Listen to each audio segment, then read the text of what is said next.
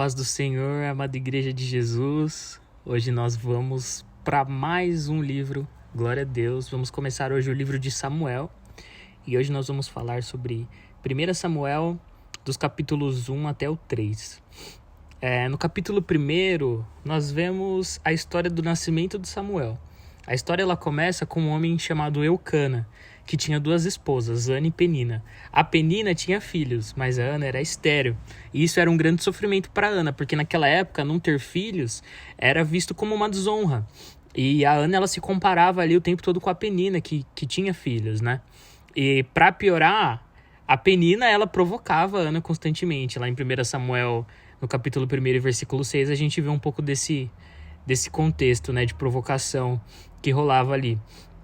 Uma situação bem desconfortável para Ana. E aí, todos os anos, Eucana levava sua família até Siló para oferecer sacrifício ao Senhor.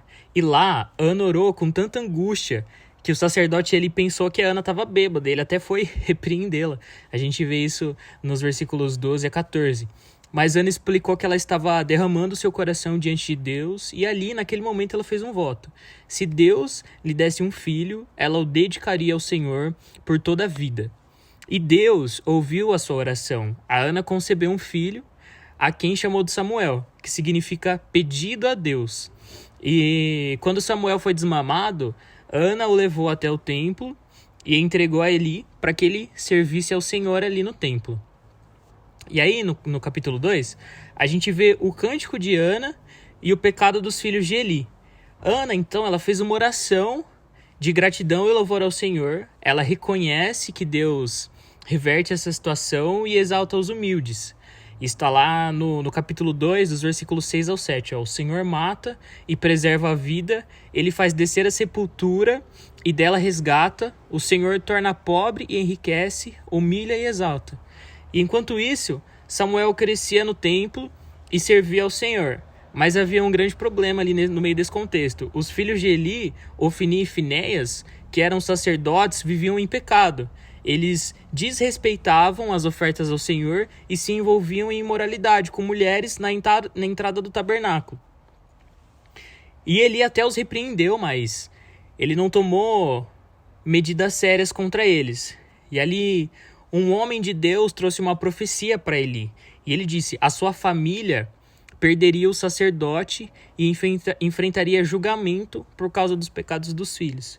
E enquanto isso, Samuel continuava crescendo em graça diante de Deus e diante dos homens também.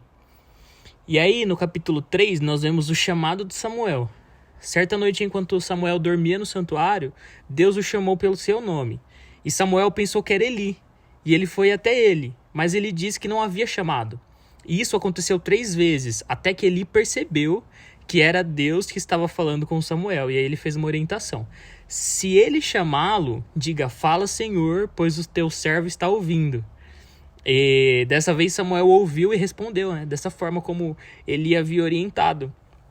Então o Senhor revelou a ele que estava prestes a cumprir o julgamento sobre Eli e sua casa, pois seus filhos haviam se corrompido e ele não os havia disciplinado. E aí na manhã seguinte, ele pediu para que Samuel contasse, né, tudo que Deus tinha falado para ele. E mesmo com medo, Samuel contou a verdade e Eli aceitou o que Deus havia determinado. E a partir desse momento, Samuel começou a ser reconhecido como um profeta em Israel, pois Deus estava com ele e suas palavras não caíam por terra.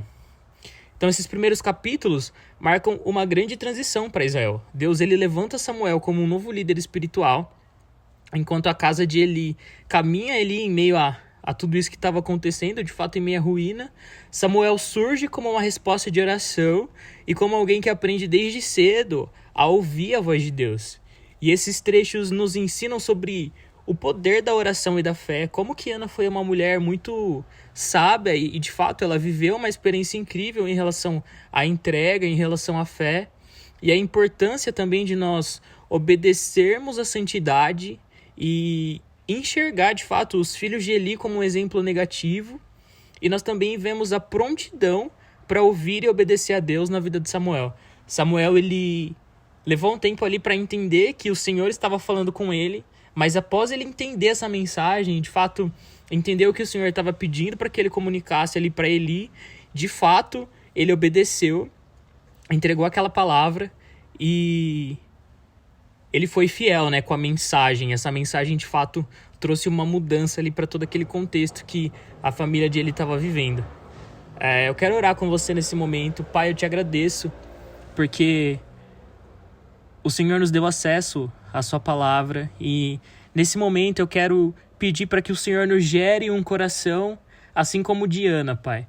Nós queremos crer no impossível, nós queremos crer em milagres, nós queremos te entregar aquilo que talvez nos custa e eu te peço para que o Senhor nos dê essa fé para viver coisas maiores.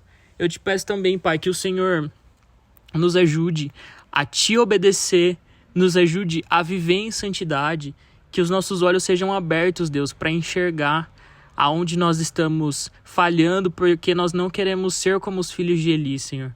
Nós não queremos viver te servindo, mas agindo com o nosso coração longe do Senhor, agindo com um coração imoral, com uma mentalidade de pecado, com pecados encobertos, Deus. Que o Senhor limpe o nosso coração, que o Senhor purifique os nossos lábios, os nossos olhos, Deus, nessa estação. E eu te peço, Pai, que o Senhor nos dê, assim como para Samuel, essa prontidão para ouvir e obedecer aquilo que o Senhor está falando. Que o Senhor levante os teus amigos nessa estação da igreja, assim como o Senhor levantou Samuel, para te ouvir e para trazer, de fato, Deus, essas palavras, esses ensinamentos, trazer algo do céu para a sua igreja, em nome de Jesus. Amém.